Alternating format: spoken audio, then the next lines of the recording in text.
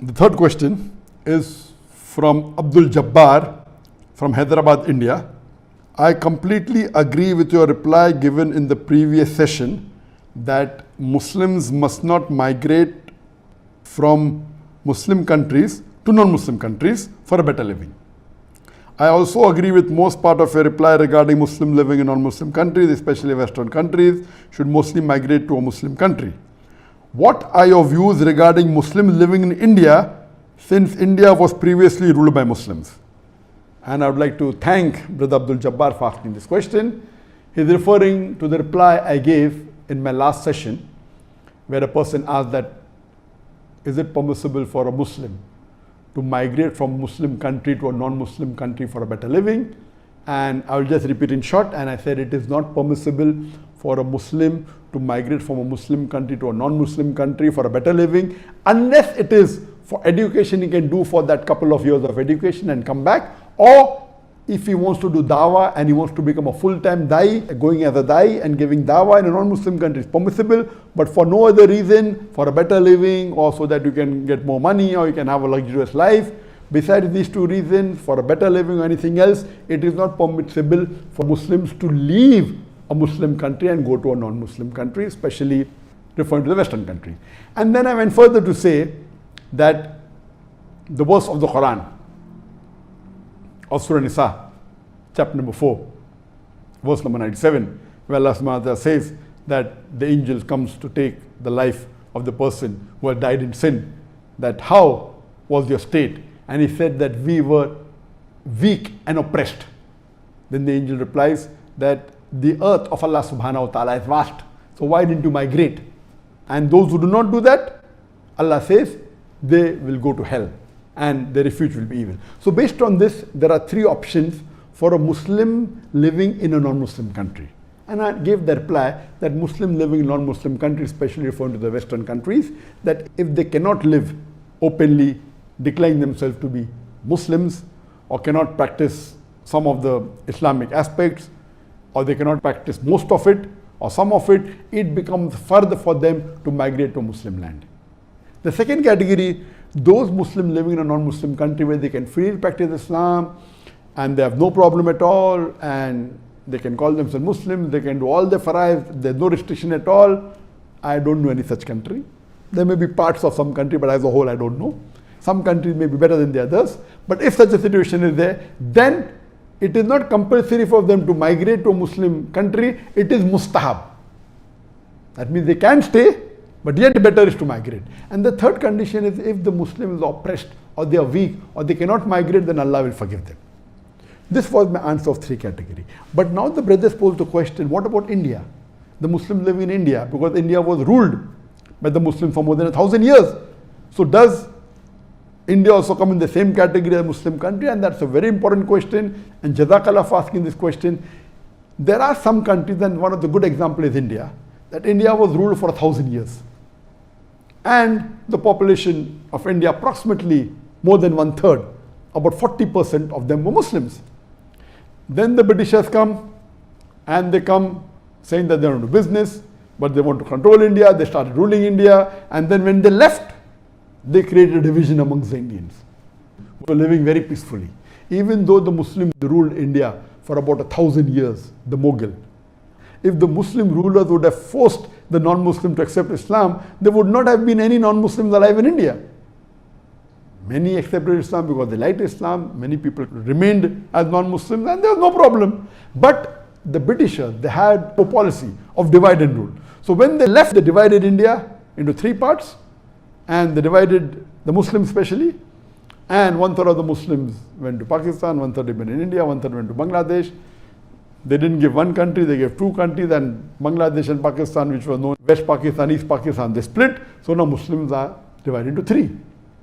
In India, a little bit more than 1/3 remained, maybe about 37, 38, 39% remained in India. 1/3 went to Pakistan, about 33%. Less than 1/3 went to Bangladesh, about 29, 30%. But if you add all together, Muslims are 40%. Now when partition took place, India declared itself to be a secular country. It didn't declare itself to be a Hindu country.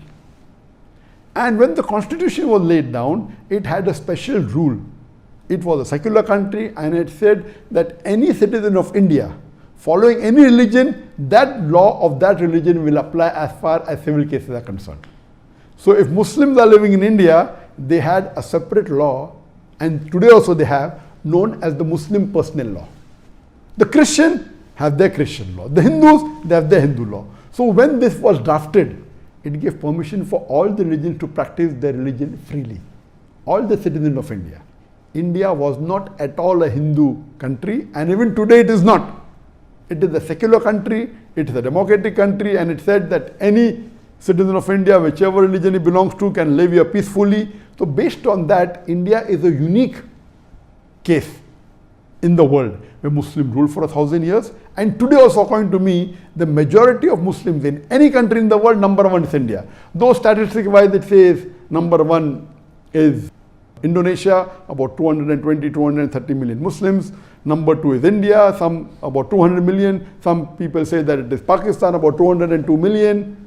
And third is Pakistan. Some say second is Pakistan, third is India, and then fourth is Bangladesh.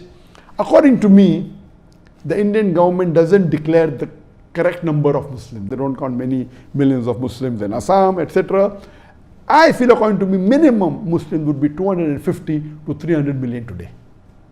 So according to me, the country which has maximum number of Muslims living in any part of the world, number one is India, then is Indonesia, then is Pakistan. The number of Muslims in India would be minimum 250 million, can even go up to 300 million. Now, when the partition took place, the government that was formed in India, the constitution says that every citizen of India has the right to preach, practice and propagate his religion. And it is just about 4 years back that I left my country, and for more than 20 years, mashallah, for about 25 years, I did dawah openly, large audiences, and India has been a very safe place for the Muslims. It is recently when the BJP government came to power, just hardly 6 years back in 2014, that the problem started. Previously, the problems were minor, and the Muslim could live peacefully. There was no major problems at all. The politician, Hindu politician, mainly the BJP, which is a part of the RSS, these are fanatics and fascists.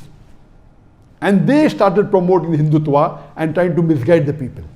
And now there are problems created for the Muslims. But generally, for the Muslims living in India, it is very close to living in a Muslim country. They have their full rights. So Muslims living in India, it is perfectly permissible for them to live. Such close example is, for example, Singapore. Singapore first was part of Malaysia, where 2/3 of the citizens of Malaysia, they were Muslims. Previously were everything, later on the non-Muslims came. And then Singapore became separate. And today Singapore has about 18 or 20% Muslims. So there also they have a Muslim personal law for the Muslims. So Singapore is also somewhere close to India. But naturally, the freedom in India is much more than freedom in Singapore. So there are certain few more countries like that, maybe Mauritius or some which may have a Muslim personal law. So in such countries, India is one of the best amongst these countries. In these countries where there's a Muslim personal law, where you can follow. I don't know of any Western country where a Muslim can follow Muslim personal law. Only the criminal law is common in India and these countries. But in the Western countries, certain things the Muslims are permitted. For example, they're allowed to have halls of worship, but they cannot marry according to the Islamic law. They cannot have more than one wife.